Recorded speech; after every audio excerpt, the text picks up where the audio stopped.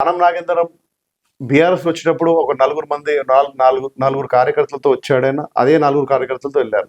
ఆయన వచ్చినప్పుడు ఆ కార్పొరేటర్లు ఉన్న ఆ నలుగురు కార్యకర్తలనే చూసుకున్నాడు. ఆ నలుగురికి ఆయన పదవులు ఇచ్చుకున్నాడు, నలుగురిని గెలిపించుకున్నాడు. మా సీటు మీద మా బీఫామ్ మీద గెలిచారు తప్ప వీళ్ళ సొంత బలం లేదు, సొంతంగా క్యాడర్ లేదు వీళ్ళకి. అలకి ముగ్గేసిన తర్వాత వచ్చి కూర్చున్న ఎమ్మెల్యే దానం నాగేందర్.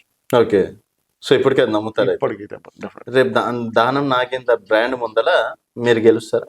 తప్పకుండా. ఇక్కడ బ్రాండ్ ఇంపార్టెంట్ కాదు, కేసీఆర్ గారు ఇక్కడ బ్రాండ్ ముఖ్యం కాదు. ఇక్కడ కేసీఆర్ గారు ముఖ్యం, కేటీఆర్ గారు ముఖ్యం, కార్ సింబల్ ముఖ్యం. ఓకే, అంటే మీరేం చేసినాను ఎందుకు కార్ సింబల్ కి ఖైరతాబాద్ ప్రజలు ఓట్లేస్తారు? ఎందుకంటే కేసీఆర్ గారు నమ్మి కేటీఆర్ బీఫ్ మా యొక్క ఇప్పుడు ఈయన దానం నాగేందర్ గారు కూడా గత 2 దఫాలుగా ఆయన కేసీఆర్ మా యొక్క బీఫామ్ మీద గెలిచిన వ్యక్తి. ఆయన సొంతంగా నిలబడి గెలిచే సత్తా ఉంటే ఆయన కాంగ్రెస్ లో నుండి గెలిచేవాడు కదా. అక్కడే వెళ్ళిపోతా ఉంది కదా. ఆయన కాంగ్రెస్ లో ఓడిన తర్వాత మాకు బీఆర్ఎస్ వచ్చిన తర్వాత గెలవడం జరిగింది. 2 సార్లు మా బీఫామ్ మీద, ఇక్కడ మా బీఫామ్ మీద, మా బీఆర్ఎస్ బీఫామ్ మీద గెలవడం జరిగింది. కాంగ్రెస్ లో గెలవలేకనే బీఆర్ఎస్ రావడం జరిగింది. మళ్ళీ కాంగ్రెస్ లో వెళ్ళాడు. ఇప్పుడు రావడానికి కూడా దిగడానికి కూడా బెదురుతా ఉన్నాడు.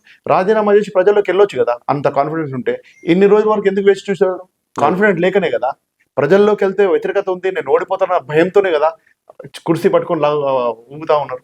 సరే, మీరే కాన్ఫిడెన్స్ తోటి గెలుస్తా అంటున్నారు. ఒకవేళ మీకు టికెట్ ఇస్తే, వాట్ ఈస్ మహేష్ యాదవ్ కి టికెట్ ఇస్తే ఒకవేళ ఖైరతాబాద్ లో మహేష్ యాదవ్ చేసినటువంటి పనులేంటి? ఎందుకు మహేష్ యాదవ్ కి ఇవ్వాలి? అర్హతలు ఏంటి?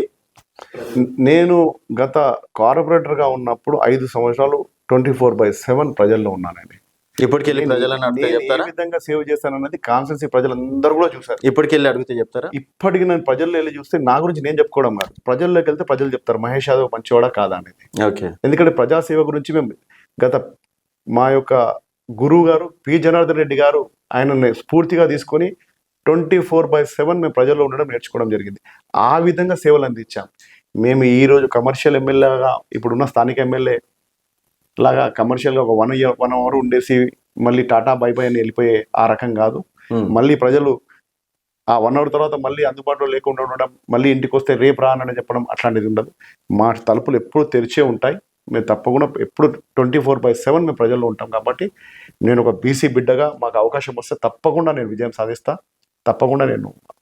ఓకే, ఇంకేం కాన్ఫిడెన్స్? నా కాన్ఫిడెన్స్ నా మీద ఉందండి. అంటే ఓకే, ప్రజల్లో ఉన్నాను కాబట్టి నా మీద కాన్ఫిడెన్స్ ఉంది. పక్క. ఇప్పుడు నేను జనాల దగ్గరికి వెళ్ళి అన్న మహేష్ యాదవ్ గుర్తున్నాడా అంటే తప్పకుండా మీరు గుర్తులేడు, ఆయన ఎవరో మాకు తెలియదు అంటే లేదండి. మీరు వెళ్ళి కనుక్కోవచ్చు ప్రజల్లో మహేష్ యాదవ్ అంటే ఎట్లా అభిమానిస్తారు, ఏమి అభిమానిస్తారు.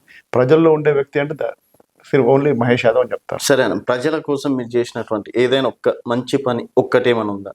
తప్పకుండా అండి, చాలా ఉన్నాయి. ఒకటని కాదు. నాకు ఒకటి చెప్పండి సార్. సంగీత్ నగర్ లో దాదాపు ఒక 15-20 years నుంచి ఒక చిన్నపాటి వర్షం వస్తే మొక్కల్లో నీళ్ళు నిండిపోయేది. అది నేను కార్పొరేటర్ అయిన తర్వాత ఛాలెంజ్ గా తీసుకొని ఆ స్ట్రాంగ్ వాటర్ డ్రైన్ 20 లక్షల బడ్జెట్తో నేను 4 తరలించడం జరిగింది. కాబట్టి సంగీత్ నగర్ ప్రజలందరూ కూడా వన్ సైడ్ ఉంటారు. మహేష్ యాదవ్ గారు మీరు ఎక్కడ చెప్తే మేము అక్కడ ఓటేస్తామని చెప్తారు. స్టిల్ ఈ రోజు కూడా, ఇప్పటికి కూడా.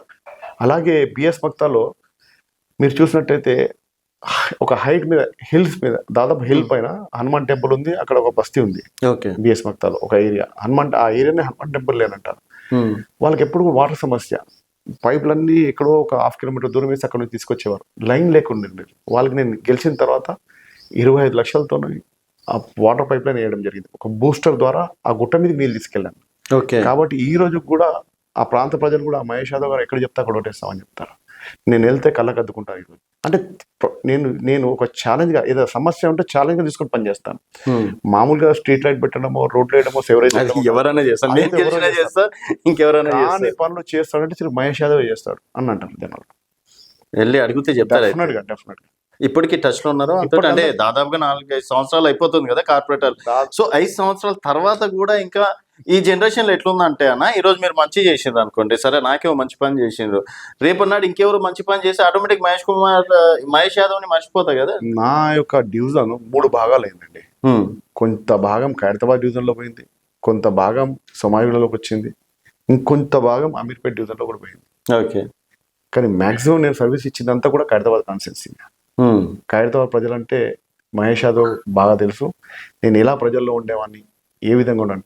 కొన్ని సందర్భాల్లో మీరు నెక్స్ట్ ఎమ్మెల్యే ఉండాలని చెప్పి ప్రజలు కూడా కోరుకుంటారు. ఈ రోజు కూడా మీరు ఎమ్మెల్యే అయితే బాగుంటుందని ప్రజలు కూడా కోరుకుంటారు. మరి ఎందుకు కార్పొరేటర్ టికెట్ విషయంలో కావచ్చు, మొన్న 23 ఎలక్షన్స్ అప్పుడు ఎందుకు మరి పోటీ చేయలేదు? మహిళా రిజర్వేషన్ అయిన తర్వాత మహిళలకు అవకాశం ఇవ్వాలని చెప్పి నేను పోటీ చేయలేకపోతే ఓకే. వేరే వాళ్ళకి అవకాశం ఇవ్వడం జరిగింది. తర్వాత స్థానిక 23 ఎన్నికలు చూసుకున్నట్టయితే జనరల్ ఎలక్షన్ లో లాస్ట్ సిట్టింగ్ సీట్ కాబట్టి దానం నాగేందర్ గారు పోటీ చేయడం జరిగింది. నేను అది ఆ సీటు ఆస్పిరెంట్ గా ఉన్నప్పటికీ మన యొక్క పార్టీ ఆదేశాల మేరకు 2023 జనరల్ ఎలక్షన్ లో సిట్టింగ్ సీట్లందరూ కూడా మా యొక్క కేసీఆర్ గారు సిట్టింగ్ ఎమ్మెల్యేలకు ఇచ్చారు కాబట్టి నేను ఆయనకు పనిచేయడం